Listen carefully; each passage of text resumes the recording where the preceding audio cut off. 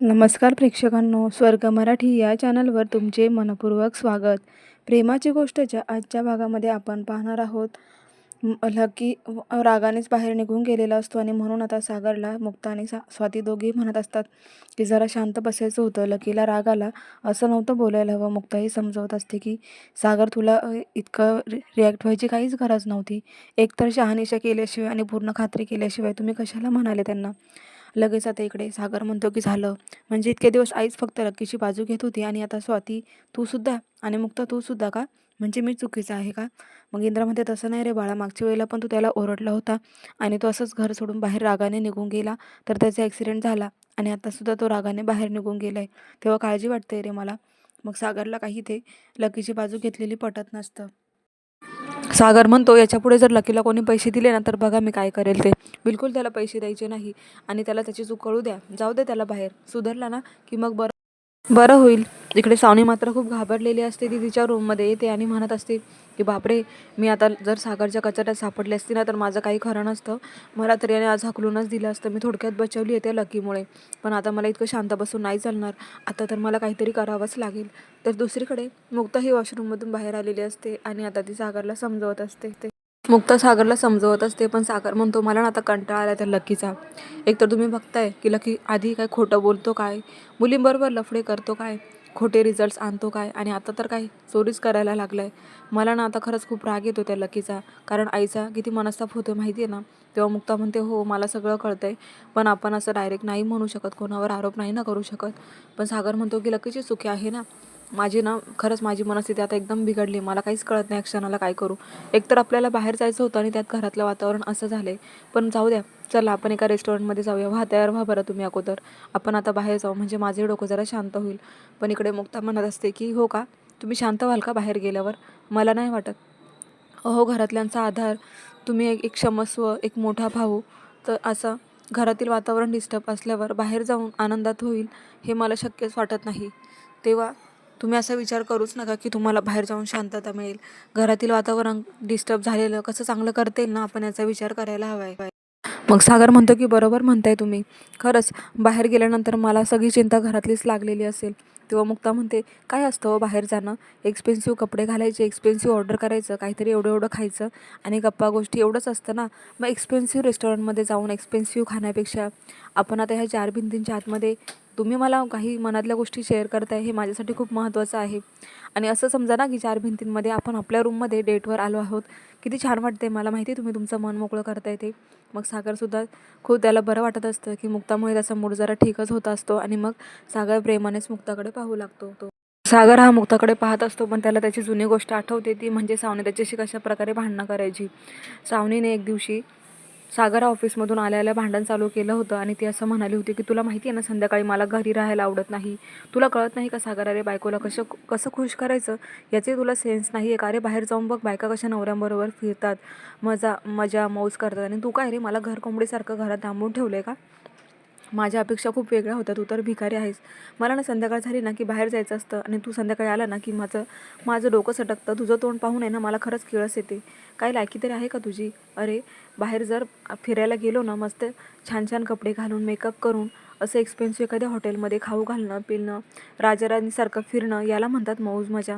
पण नाही ना. अरे एक संसार सोडून बाहेरसुद्धा काहीतरी सुख असतं, ते तुम्हाला देऊ शकणार नाही हेच दिसतंय मला. सावनी रडत असते आणि खूप काही त्याला बोलत असते आणि म्हणते की निघ माझ्या तोंडासमोर, मला दाखवू नको तुझं तोंड.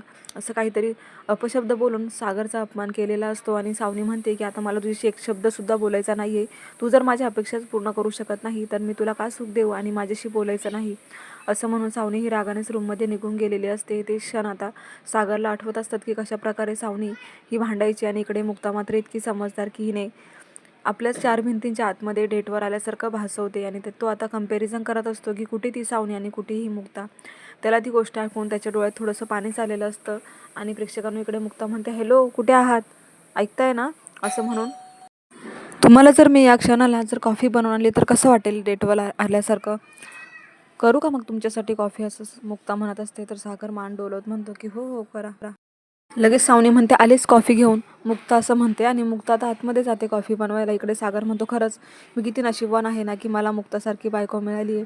मी आता सर्व प्रकारचं सुख मुक्ताला देणार आहे. खरंच माझ्या नशिबात सावनी गेली पण मुक्तासारखी बायको आली आणि हेच माझं भाग्य आहे. असं म्हणून त्याचे डोळे उघडले तर तो आता पुन्हा एकदा मुक्ताच्या प्रेमात पडलाय.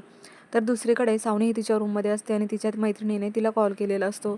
तिची मैत्रिणीचा फोन आलेला पाहून सावनी म्हणते की अरे यार, आता हिचा कशाला मला कॉल येतोय, आता मी हिला काय उत्तर देणार आहे.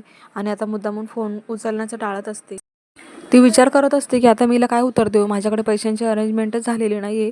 तेव्हा ती फोन कट करते आणि लगेच आता विचार करत असते. मग तिला आठवतं की हर्षने तिला एक हिऱ्यांचा हार दिलेला असतो. म्हणून ती तो काढते आणि म्हणते की हा हार शेवटची आठवण आहे हर्षवर्धनची, त्याने मला लास्ट गिफ्ट दिलं होतं. मग जर मी हा हार मोडला तर खूप काही पैसे येतील ना, पण नको, हा हार मोडला तर माझ्याकडे काहीच राहणार नाही, मी कंगाल होऊन जाईल आणि हे पैसेही संपतील. उद्या जर मला अर्जंट काही गरज लागली तर सागरचा काय भरोसा. आता मी काय करू. त्या लकीवर मी आळ तर घातला पण पैसे चोरून आळ घालायला लागत होता. माझी चोरी थोडीच ना पकडल्या गेली असती. पण आता काय करू. एकतर सागरने ती चावी कुठे लपवली त्याचा पत्त्या नाही आहे. आता ती चावी कुठे शोधणार आहे मी आणि मला सापडणार आहे का. एकतर दुसरी चावी बनवली असती पण कसं जमणार आहे हे सगळं इतक्या कमी वेळेत.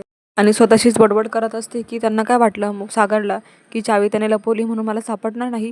मी नावाची सावनी आहे. तेव्हा सागर झालं, मुक्त झालं, हर्षवर्धन झालं, मी कोणासमोरही हरत नसते कारण मी सावनी आहे. आणि मी आता कसे करून ती चावी पुन्हा शोधणारच. माझ्यामध्ये तेवढी हिंमत आहे की ती चावी मी शोधून दाखवेलच. असं म्हणून स्वतःला चॅलेंज करत असते आणि म्हणते की आता एकदा चावी माझ्या हातात आली की मी सगळे पैसे चोरणार आणि माझ्या मैत्रिणीला देणार. तर पुढे आता असं बघायला मिळतं, सर्वजण नाश्ता करत असतात आणि मुक्ताने थालीपीठ बनवलेलं असतं. ती सर्वांना वाढत असते. त्यानंतर तिथे सावनी येते आणि तिला इथे मुक्ताने बनवलेलं थालीपीठ हवं असतं. म्हणून ती म्हणते की मी असं ऐकलं की मुक्ताच्या हाताचं थालीपीठ खूपच छान असतं, मग मलाही देतेस का गं. मुक्ता म्हणते ठीक आहे बसा. पण इकडे आता इंद्रा ही लकीला म्हणत असते काय रे लकी, सांगणार आहे पोरा मला खरंच, तू ती चावी चोरली होती का. आता मात्र लकीचा खूप संताप होतो. तो म्हणतो झालं आई, तुझाही विश्वास नाही राहिला आहे ना माझ्यावरती. तुम्हाला मी नकोच आहे का ह्या घरात, माझी अडचण होते का तुम्हाला, म्हणून माझ्यावर अशी आळ लावताय का. आता मी स्टॅम्प पेपरवर लिहून देऊ का की मी ती चावी सोडली नाही आहे ते, काय करू का अजून वेगळं. नाहीतर मग सगळ्यांनी मिळून मला एकदा शिक्षा द्या ना, किंवा मग घरातून बाहेर हाकलूनच द्या. अजून काय वेगळं करणार आहे. इंद्रा म्हणते नाही रे बाळा, असं नको करूस, मी तर फक्त विचारलं ना तुला. म्हणतो ती चावी माझ्या जॅकेटमध्ये कशी आली मला नाही माहिती आई, पण ह्या वेळेस मी चुकलेलो नाही आहे, मी चोरी केलीच नाही आहे त्या चावीची. मग आता मुक्ता इकडे बारीक डोळ्यांनी बघत असते. म्हणजे मुक्ताला आता इथे पक्क माहीत असतं की लकीने ती चावी चोरलेलीच नाही आहे. नक्कीच काहीतरी गडबड आहे. इतक्यात आता सागर येतो आणि लकी लगेच रागाने आतमध्ये निघून जातो. तर मुक्ता म्हणते हो नाश्ता तर करा ना, पण लकी काही ऐकत नाही. सागर म्हणतो रेडी असेल तर मला द्या, त्याचं सोडा, त्याला नाही करायचं तर कशाला फोर्स करताय. पण आता इकडे मुक्ताला खूप वाईट वाटत असतं. मुक्ता त्याच विचारांमध्ये असते की लकीची चुकी नाही आहे ह्यावेळेस आणि आता ती नक्की शोध लावताना दिसणार आहे. मग आता सागर हा खाली बसलेला असतो. तर मुक्ताला इथे बोलायचंच असतं. मुक्ता म्हणते सागर, जे काय होते ते चांगलं नाही होते. लकी जीव तोडून सांगतो आपल्याला की त्याची चुकी नाही आहे, तर आपण विश्वास ठेवायला हवा आहे. सागर म्हणतो झालं, मला कळतं आता मी कोणते पेशन्स ठेवणार नाही आहे त्याच्याकडून मला काही अपेक्षाच राहिलेल्या नाही आहेत. पेशंट कोणाकडून ठेवायचे असतात की ज्याच्याकडून समोरून काहीतरी होप्स असतात. पण लकीने एवढं चुका केलं आहे की आता त्याच्यावर मी विश्वास नाही ठेवू शकत. मग मुक्ता म्हणते की त्याला एक संधी द्यायला हवी होती, कारण तो आपल्या फॅमिलीचा भाग आहे ना. एखादं चुकलं तर आपण त्याला सुधारण्याची संधी तरी देतो, पण इथे तर लकीची चुकी नाही आहे तरी तो शिक्षा भोगतोय आणि सावने त्यांचं बोलणं हे लपून ऐकत असते. आणि आता लगेच तिची प्लेट उचलून सावने रूममध्ये निघून जाते. इकडे मुक्ता आता सागरचा मूड ठीक करण्यासाठी पुन्हा हसून म्हणत असते की आता थालीपीठ खाणार आहेत का ते गार होऊ द्यायचे. सागर काही खातच नसतो आणि मुद्दामूनच इकडनं स्वाती त्या दोघांचीही गंमत पाहत असते. मुक्ता म्हणते खाताय की नाही. सागर काही ऐकतच नसतो. मुक्ता आता ते थालीपीठ घेते आणि स्वतःच्याच हाताने भरवते. लगेच सागर त्याला खूप छान वाटतं आणि लगेच तो स्वातीला थँक्यू म्हणतो की स्वाती खूप छान थालीपीठ बनवलं आहे. इकडे मुक्ता रागाने बघते कारण थालीपीठ तर मुक्ताने बनवलेलं असतं. मग आता मुक्ता म्हणते स्वातीताई, तुम्ही बनवलं ना. स्वाती हसायला लागते आणि म्हणते की दादा, मी नाही बनवलं, ते तुझ्याच बायकोने बनवलं आहे. लगेच मुक्ता म्हणते थँक्यू आणि स्वातीकडे तिरप्या नजरेने पाहत असते. सागर म्हणतो हो खूप छान झालं आहे आणि परत त्याचा मूड चांगला होतो. तर पुढे आता लकीला डॉक्टरांचा फोन आलेला असतो आणि लकीला डॉक्टर म्हणत असतात की तुला आता लगेचच्या लगेच हॉस्पिटलमध्ये यावं लागेल. तेव्हा लकी म्हणतो की इतकं काय इम्पॉर्टंट काम आहे, माझे रिपोर्ट तुम्ही फोनवर नाही सांगू शकत का. डॉक्टर म्हणतात नाही, मला तुमच्याशी बोलायचं आहे. मग लकी म्हणतो की माझे रिपोर्ट नीट नाही आहे का. आणि नेमकं आता लकीचं फोनवरचं बोलणं हे सावनी ऐकत असते आणि म्हणते की अरे बापरे, लकी कसली टेस्ट करायला गेला होता, कसले रिपोर्टचं बोलते हा, आता याला काय झालं आहे. तर लकी म्हणत असतो की डॉक्टर तुम्ही मला फोनवर नाही सांगू शकत ना? मग ठीक आहे, मी थोड्याच वेळात तिथे हॉस्पिटलमध्ये येतोय. तेव्हा आता हे रिपोर्टबद्दल लकीला काहीतरी सांगणार आहेत. तर आता सावनी विचार करत असते की लकीच्या रिपोर्टचा मी इतका का विचार करते? एकतर मला पैशांची अरेंजमेंट करायची, मला त्याचा विचार करायला हवा आहे. ती माझी मैत्रीण सारखंच फोन करून मला डिस्टर्ब करते आणि लकीच्या रिपोर्टशी माझा काय संबंध आहे? आणि असं थालीपीठ खात असते आणि हसतही असते. तर आता ती प्लॅन करणार आहे की सागरच्या ते लॉकरमधले पैसे कसे चोरायचे. इकडे आता सागर हा ऑफिसमधून आलेला असतो आणि तो मुक्ताला म्हणतो की माझ्या लॉकरमधले पैसे पाहिले का? तेव्हा मुक्ता म्हणते कोणते? ते तुम्ही सिंगापूरला जात होते तेव्हा ठेवलेले ते का? सागर म्हणतो नाही, माझे वेगळे कंपनीच्या अकाउंटमध्ये जे पैसे होते त्याबद्दल बोलतोय मी. मग आता मी तुम्हाला माझी चावी देतोय लॉकरची, तेव्हा ते पैशांची जबाबदारी तुमच्याकडे आजपासून, असं म्हणून तो चावी मुक्ताच्या हातावर ठेवतो.